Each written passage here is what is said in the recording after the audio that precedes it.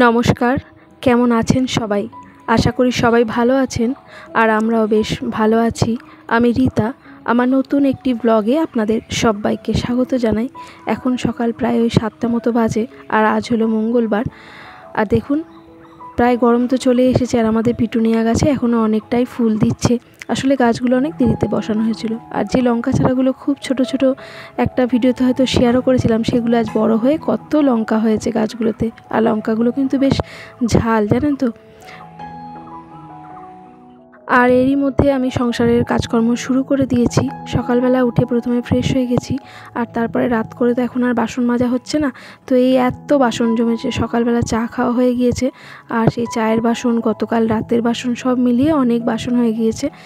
তো এই যে বাসনগুলো এখানে উল্টে রেখে দিলাম জল ঝরানোর জন্য। তারপর একটু গ্যাসের কাউন্টার টপটা, গ্যাসটা একটু মুছে নিচ্ছি, ওভেনটা, কারণ সকালের জল খাবারের জোগাড় করতে হবে। তো রাত্রেবেলা একটু মোটামুটি মুছে রেখেছিলাম, কিন্তু রাত্রেবেলা তো আর এটা ঢেকে রাখা হয় না, তো আরশোলা টিকটিকি অনেক কিছুই হেঁটে যেতে পারে। তো যেহেতু এখন আবার ব্রেকফাস্টের জোগাড় করব, তাই তার আগে একটু মুছে নিচ্ছি, তারপরে সকালবেলার খাবারের জোগাড় করব। আর সোনার 8 তারিখ থেকে পরীক্ষা আরম্ভ হচ্ছে আর আজ যেহেতু মঙ্গলবার ওর পড়াও আছে 8:30 থেকে ওর দাদুর কাছে, তো ছাড়তেও অনেকটা দেরি হয়ে যাবে। তাই ভাবছি ব্রেকফাস্ট একটু তাড়াতাড়ি করে দিলে ওর খিদে পাবে না, কারণ যদি 10:30 বা 11:15 হয়ে যায় তো ছেলেটার খিদে পেয়ে যাবে।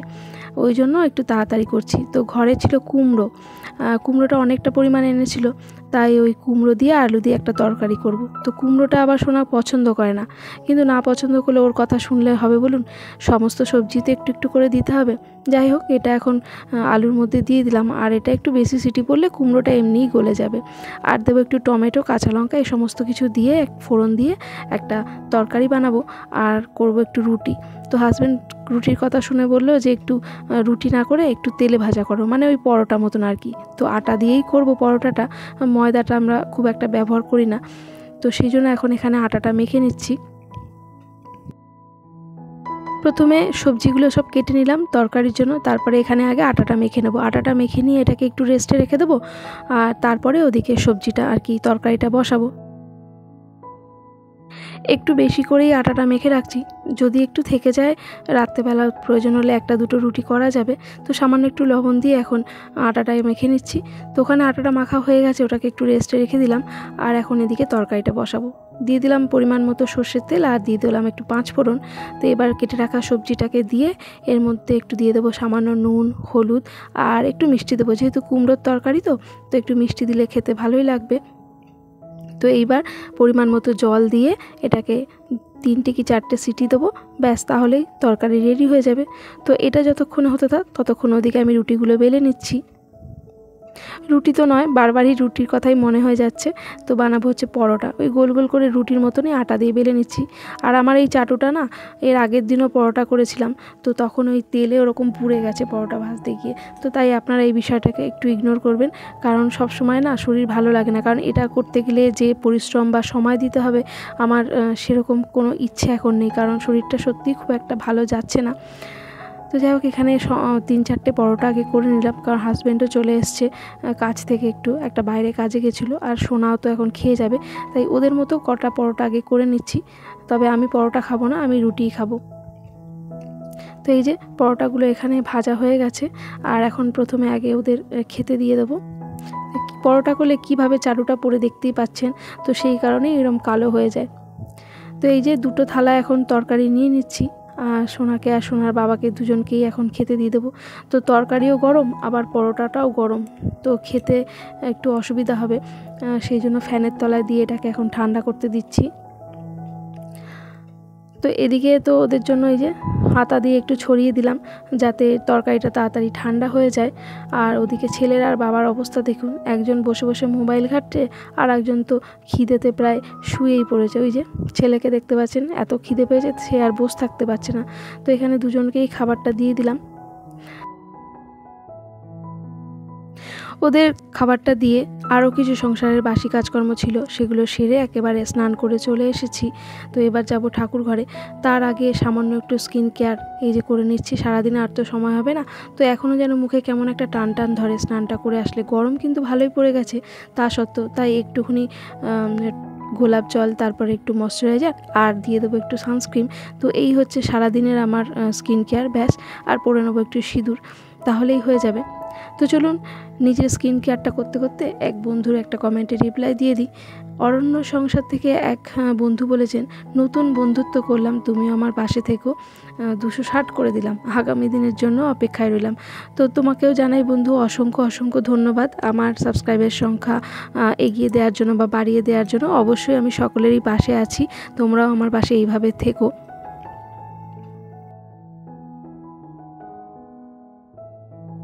এখন বেলা বাজে প্রায় ওই 9টা। তো হাজব্যান্ডও সকালের খাওয়া দাওয়া সেরে কাজে বেরিয়ে পড়েছে, আর সোনাও খেয়ে দিয়ে টিউশনে চলে গেছে। তো এই সময়টা আমি এখন বাড়িতে পুরো একা।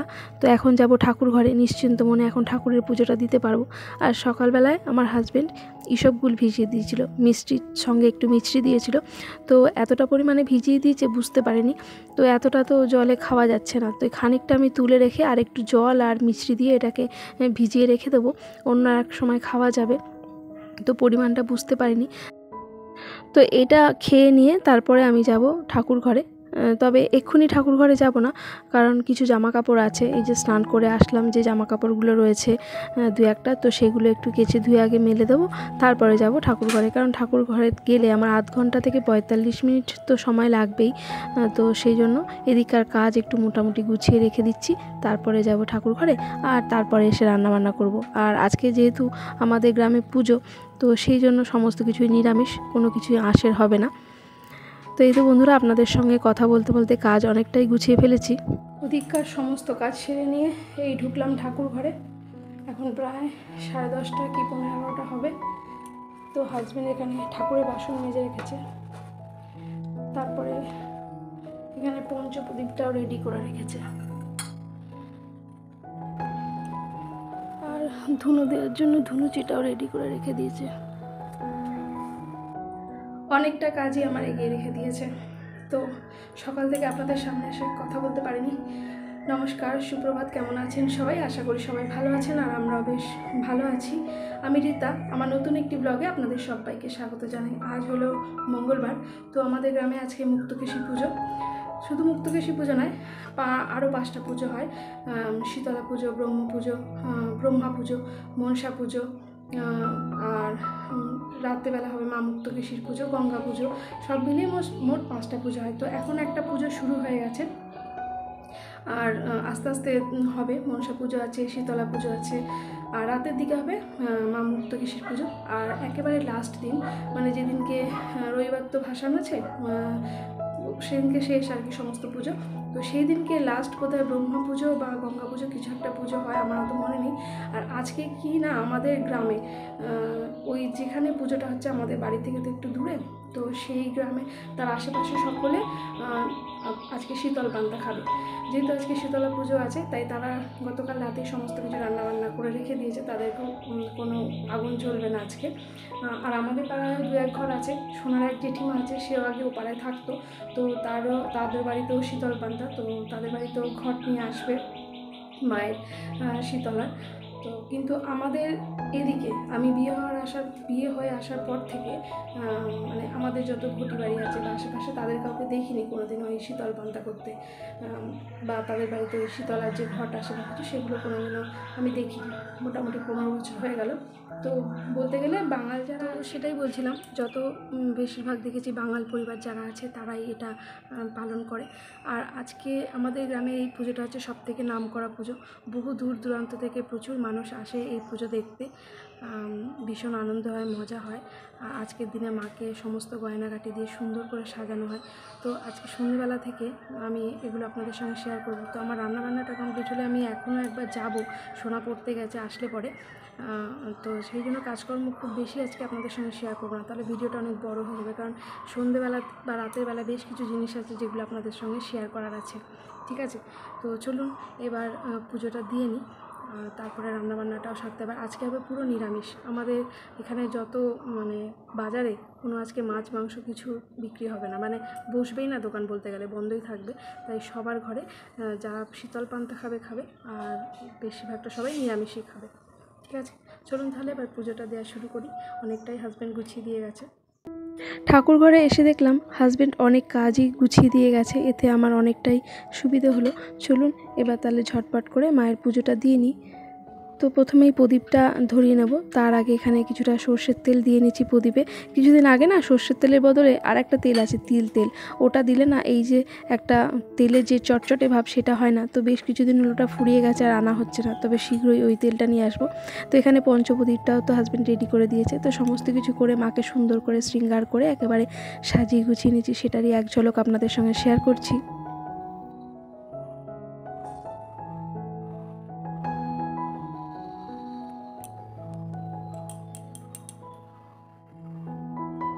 আর এই তো বন্ধুরা পুজো পাঠ সমস্ত কিছু সেরে আবারও চলে আসলাম রান্নাঘরে। ঝটপট রান্নাটা সেরে নিতে হবে।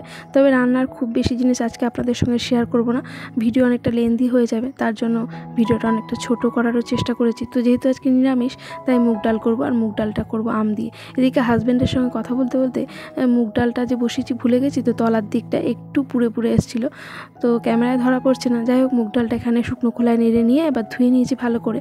তো এটাকে এখন প্রেশার কুকারে বসিয়ে দিচ্ছি, আর এটা আম দিয়েই রান্না করব মুগ ডালটা। আর তার পাশে থালায় আমি নিজের জন্য খাবারটাও বেড়ে নিয়েছি। সকালবেলা তো আমি ব্রেকফাস্ট কিছু করিনি, মিছরি দেয়া এইসবগুলো জল খেয়ে চলে গেছিলাম পুজো করতে। আর এখন 11টা বাজে, এখন করব ব্রেকফাস্ট। তো ব্রেকফাস্ট আমি যে সময়টা ধরে করব সেই সময়টাতে যাতে ডালটা হয়ে যায় তারই প্রিপারেশন করে নিলাম। এখানে প্রেশার কুকারে ঢাকনার মধ্যে একটু সর্ষের তেল দিয়ে দিলাম। এতে কি হয় যে ওই ছিপিটা দিয়ে এক্সট্রা জল উপচে বেরিয়ে আসবে না। তো এটা একটা খুব ভালো টিপস, এটা আপনারা চাইলে ফলো করে দেখতে পারেন। আর এখানে ভাতটা বসিয়ে দিয়েছি, এটাও প্রায় হয়ে এসেছে। আর রান্না করব নিরামিষ আলু পটলের তরকারি আর উচ্ছে ভাজা। তো চলুন এবার এটা হতে হতে ততক্ষণে ব্রেকফাস্টটা করে নিই। আর এখানে একটু বেল এর কাতটা বার করে রাখা হয়েছিল, 4টে আনা হয়েছিল, তার মধ্যে 2টো বেলের কাত এখানে বার করে রাখা হয়েছে। ওই বেলের পানা তৈরি করা হবে, ওই জন্য। আসলে ওই যে আমাকে ডাক্তার বলেছে যাতে পেট ঠান্ডা থাকে বা পেট ভালো থাকে, সেই জন্যই ওই বেলের বাপে শরবত, তারপরে পেঁপে, এ সমস্ত কিছু খেতে বলেছে। কী রান্না করলাম সেটা পরের ব্লগে শেয়ার করব।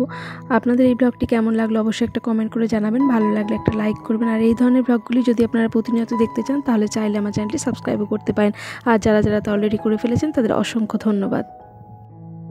বেলা প্রায় 12:30 থেকে 1:45 বাজে। তো রান্নাবান্না আমার সমস্ত কমপ্লিট, আর এখন একটু রেডি হয়ে নিচ্ছি কারণ যাব মুক্তকেশী তলায় তো সোনাকে নিয়ে। তো আজকের ব্লগটা এই পর্যন্তই, সকলে ভালো থাকবেন, আবারও দেখা হবে একটা নতুন ভিডিওর সাথে।